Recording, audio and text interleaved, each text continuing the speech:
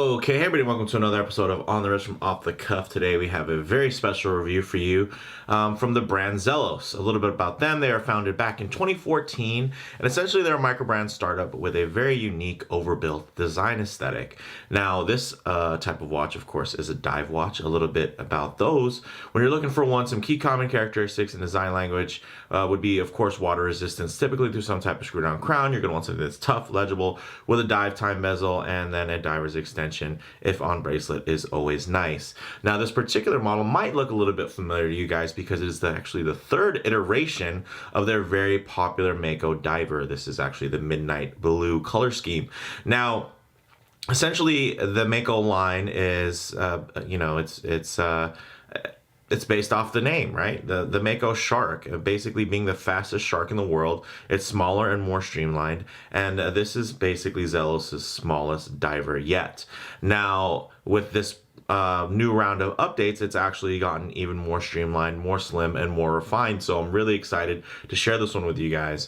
Essentially, the version 3, if I could put it in a nutshell, it's even thinner and it's more refined. So, I mean, it's just gotten better. And the nice thing is that it hasn't actually taken Zelos too many batches to actually update and be on kind of their third iteration and have so many improvements just come over in such a short amount of time. And I think it's a real testament to the fact that they're really listening to their customers and they're paying attention to what's going on in the market. So hats off to the team over at Zelos for putting out another really awesome watch that I'm really looking forward to kind of giving you guys the down and dirty on. So with all that said, let's go ahead and get this piece in hand.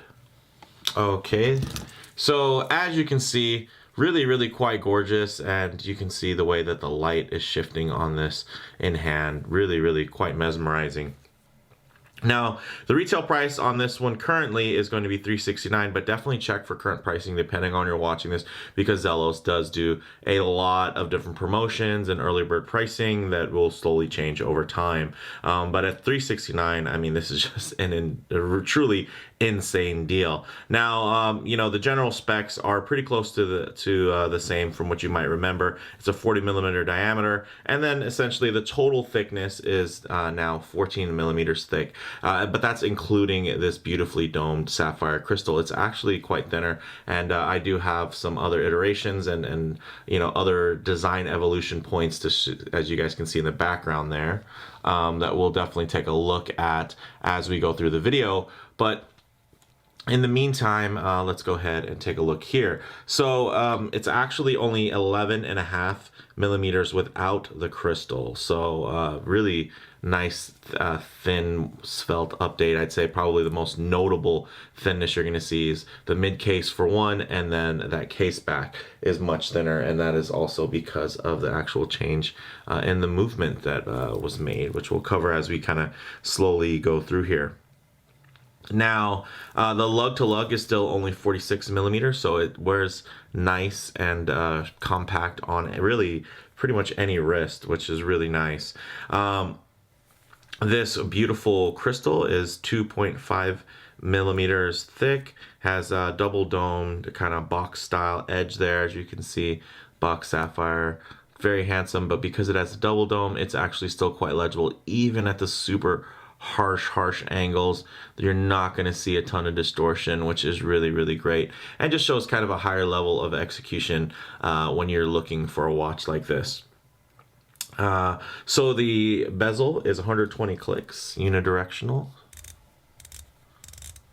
Ooh, still really nice. So that's one thing that hasn't changed, is how good this bezel action is. Really dialed in, smooth and clicky at the same time, which is really nice because it's always a balance between the smoothness and the clickiness. Of course, it's nice to have something that turns really smoothly, but you also want that feeling of kind of precision and that precise, solid clicks. So I think this is actually a really nice blend, and even with the gloves here, I was able to grasp the bezel really very easily. The crown is, of course, you can even see the looms much stronger on the crown, because you can actually tell that it's loomed even in broad daylight, even under these really harsh studio lights. So really well lit area. So really nice screw down crown, solid bracelet. It's going to be 20 millimeters here at the case, tapers down to 18, and then you do have a nice milled buckle here, and it's an original buckle, so it's not something where, you know, they purchased it out of a catalog somewhere or something rebranded that you're going to see on another watch. So I think that's really cool, although it's not quite as advanced as some of the ratcheting systems you've seen in the past. I think this is actually preferable for me anyway, because what this is something that's original, and I really dig it, and I think it flows really well, and it works for what it's supposed to do.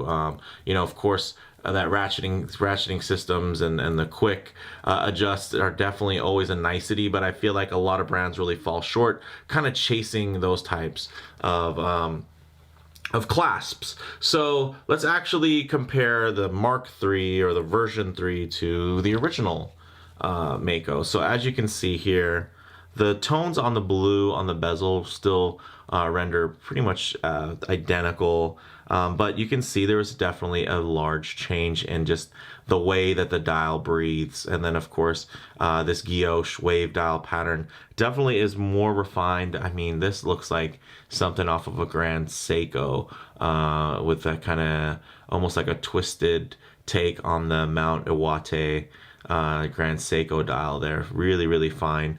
Versus here, which is also very beautiful and quite mesmerizing, the wave dial pattern on the original, but I think you can see now they've even added a bit of a Fumé influence there on the way it's much bluer and brighter, and then it goes to a darker outside. So really beautiful look, and I think that you can just see there's a lot more breathing space on the dial. And you can see here that there was some changes, that the crown itself was actually much smaller on the version 1, and some people complained about it, and then that actually brought about the version 2 change. As you can see, the crown now is more similarly shaped, but here they just basically added a little cutout, and they didn't really change the case much. They basically put on a larger crown and then milled out a space there to accommodate. Here, this is all way more refined, and then you can see they even added these beautiful bevels here that really tighten it up, and you can look at this case. Of course, the original Mako diver was 500 meters of water resistance, and this new one is only 300 meters, but I mean, come on guys, you're really splitting hairs. And I think a lot of people have said, and they you know, hey, I'd trade in a little bit of thinness to get, you know, especially when you have something that's 500 meters water resistance, and it's, you know, 40 millimeter watch. Does it really need to be that much? I think, you know, to have this down to 300 meters of water resistance and shave off, look at that thickness there, and then especially the way that it's even visually the weight is being handled on the watch. You can see definitely more of a side slab versus here with the beautiful contouring. You got the top bevel and the under bevel that are really going to play with the light in a beautiful way. And then you can see the mid case is much thinner, and then that case back is also much thinner. And then this model, of course, does have the original bracelet and the clasp. And this is what I mean, guys, about falling a little bit short. Now, you have a clasp like this. It does have micro adjusts, but they're not completely usable. You actually cannot micro adjust. You can't use the holes that are in here because of the angle there's not enough clearance, essentially, let's say, to use that other micro adjust. So what ends up happening is, although this is nice as a you know, it gives you a little bit, you can open it up, you know, and definitely is really nice if you want to use it as a dive extension. It's not a handsome clasp to leave open like that, right? And essentially they did learn, and this is a bit sharper in comparison, whatnot, as far as the finishing goes. And I think also if you look at it in comparison, I think the overall balance, I think it feels a little bit nicer with the newer clasp, which you'll probably recognize as we kind of go through the other models and kind of how they all help the evolution of this piece. Now, for the first non-Mako model, this is actually their great white, and this is, you can see, now we're getting into a little bit of the color changes. Now you can see they use the yellow contrast. They're really nice. And then actually, I think this might be where they got the idea for these bevels. As you can see, at the larger scale, you know, they did add a bit of a bevel there to that integrated crown guard, which is really nice. Of course, this thing is a beast at 1,000 meters of water resistance. Wow, I mean, that's nuts. It's meant to be big. It's big, bold. And then you can see the case back, of course, much thicker on this piece. But the nice thing is, I think what they got from this model, besides the fact that the yellow and the blue work really well together, is that more spacious dial. It just adds some breathing space. Of course, this kind of double indice option that the Mako was famous for, I think it works better kind of on this more spacious dial. Of course, now back to a 40 millimeter, it's not going to be as spacious, right? You don't have as much room. So by consolidating these down to a little bit of a more traditional layout versus, you know, here where there's just so many things to track at once. You know, you've got a double track, essentially you got the index track going around, then you have a minutes, you know, it's down to the split seconds there. And then of course, plus you do have the wave pattern. So there's just so much going on. And I think this really cleans things up, and it lets you focus on what's unique about the watch, and what that is that beautiful dial. So here we actually have their swordfish, and you can see this is where they actually took that similar original dial, right? You know, with the guilloche pattern there, very similar as far as the contouring goes, but they added a bit of an outer fume dial experience, and I think they really like that, and they ran with it. Also, you can see where this clasp originated from, but it's not off the shelf. It's not the exact same one. They actually made it thinner. So again, they're doing things that I like to see brands do, right? They created an original clasp, but they're not going to reuse it. They're not going to make anything wider. They've made it thinner. They basically refined it down to where it's going to fit on a smaller clasp. I'm sorry, on a smaller link, essentially, and I think it looks really great. You know, I'm a fan of that. Now we have some nice design language in a very original clasp. You're not going to see this clasp, at least not yet, that I've seen on any other brand. So I think that's really cool. And then also, of course, you see that the dial play has changed as well with that addition to the kind of fume execution. And then actually here you guys can see, why don't I pull this in to play here, that it still comes in this really great package with essentially the roll. You get this beautiful, you know, tropic style strap, and then this fantastically finished milled hardware. Okay, if it wants to, sorry, let me get that, let it focus there. As you can see, really nice, and it has a beautiful bevel on it, which is really gorgeous. And then you actually can apply that to this really nice chocolatey brown with a quick release. You know, of course, everything signed, really beautiful. And then you just basically will take that buckle and change it over. So really cool from that standpoint, guys. I'm really digging this. Let's actually get this piece on wrist, you know, and see how it wears.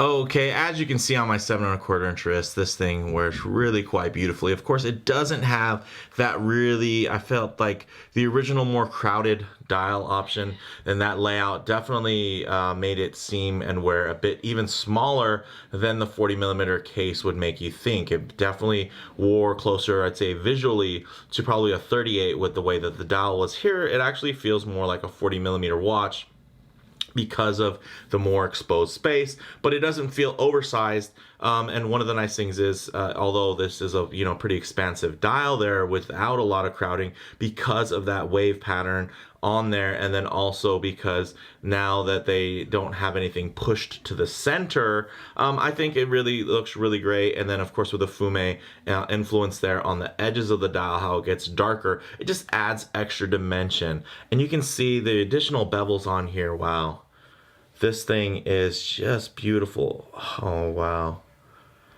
This is really a master class of, I'd say, for Microbrand divers on, how to hit the marks, guys. I mean, this thing is absolutely fantastic. Screw in links, and those links are, for me, even improved, because the other models I found, and I, from some research, it seemed like some people thought that the screws were a little bit soft, or that they just used too much, basically Loctite, I think, the original, so that when you're unscrewing them, it was actually, a bit of a bad experience. I do try to write those types of things off. I can't say, obviously, without multiple copies that something is going to be bad, so I don't want to put that verbiage out there. But I think this was definitely a much better experience as far as screwing and unscrewing. And then I really do enjoy this clasp, and it has usable micro adjustment holes, so I can really just get the perfect fit, which I really do like. So you guys can see this thing wears really beautifully, and I think visually looks quite great because of the way that those lines and contours, they catch the light. And man, this is just a great looking timepiece. It's weird because I guess the Mako from Zelos really started out as quite an eccentric piece. I think in its execution, it was definitely exceptional, but it was a bit eccentric in its stylings. So I guess maybe in my head, I never thought there could be, a watch in this line that could really give me the same overall appeal as a more mainstream watch. And I think this thing really does it, while it still keeps a lot of the quirkiness. But you know what? Let's go ahead and set up some low light transition and some lume shots, just enjoying and appreciating this dial. Wow. Okay, let's go ahead and set that up. All right, let's go ahead and hit the lights. As you can see, really beautiful. Still a mixture of that C3 pretty much everywhere except for on that seconds hand and that outer track, which is loomed, which I think is really great. And I think still actually quite legible, even in the dark. You can see that chapter ring in the BGW9, really nice. And I think the contrast of using different looms is definitely a nice touch. And it does show a little bit of extra kind of care and thoughtfulness in the design in general.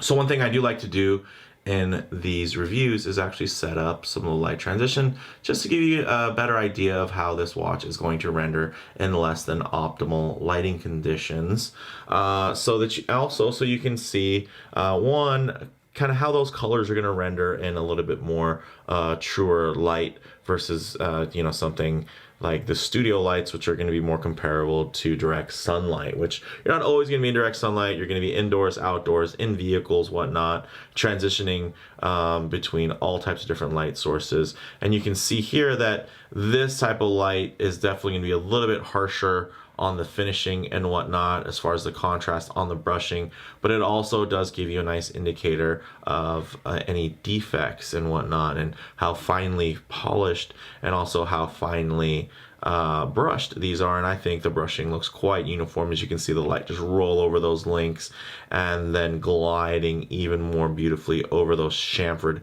edges all along that bracelet. Of course, though, the main attraction here is going to be that dial. Wow, guys, that thing is nuts.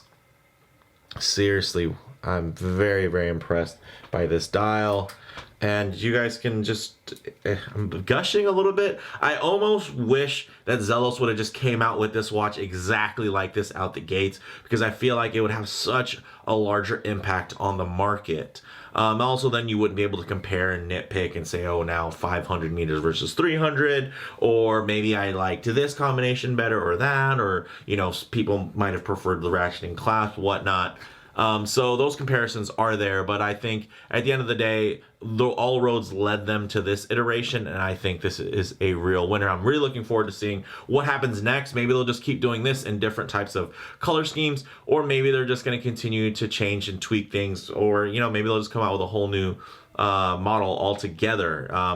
Everything though that comes from Zelos for me is, I'm just I would say instantly quite interested because of their track record and kind of their most latest releases, which I've been a huge fan of, overall.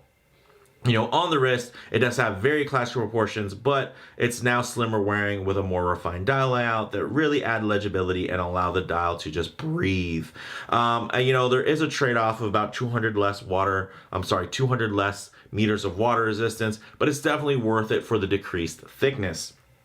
Not only do you get it thinner, you're also getting those finer contours that are actually going to make it visually appear thinner. So it's not only going to feel thinner, it's going to look thinner. And, it just kind of all adds up, these little kind of micro changes and tweaks to do something, I think, really, really special. As far as model variants go, guys, there's always, if you guys know Zelos, they have a ton of different color combinations, material combinations. I mean, they really have these awesome meteor dials that I was very, very tempted by. But me and blue divers, it's hard for me to not go with the blue dial option. But as far as comparable models go, this thing really still competes quite favorably with more mainstream brands as well as independent micro brands alike. And then of course at the price range, it's just absolutely nuts what you're getting, guys. You're getting that leather watch roll, you're getting 2 straps. It's thing is killer, guys. The bracelet, loving it. The clasp, functional, loving it. It's just really, really an amazing complete package. As far as, if I could sum it up to a bottom line, it's still a lot of watch for the money, especially at that launch kind of special early bird pricing structure. So if you guys can, and you do have some budget and you say, hey, I've got like $500, if you say I've got $400, if you say I've got $369 to spend on a dive watch, if this remotely interests you as far as the look goes, like just on aesthetics paper, then check it out, guys. This thing is killer. If you actually, if you're worried about build or fit finish, you will be pleasantly surprised by this one. This thing is executed to a very, very, very fine and high level. And honestly, probably the only reason that it doesn't wear a Swiss made moniker is that it's, one, of course, it's not finished assembly in Switzerland. Also, it does, this model, it has the Miyota 9015 in it, which helps add that thinness versus the SW200 of the past that's been in these models, which made it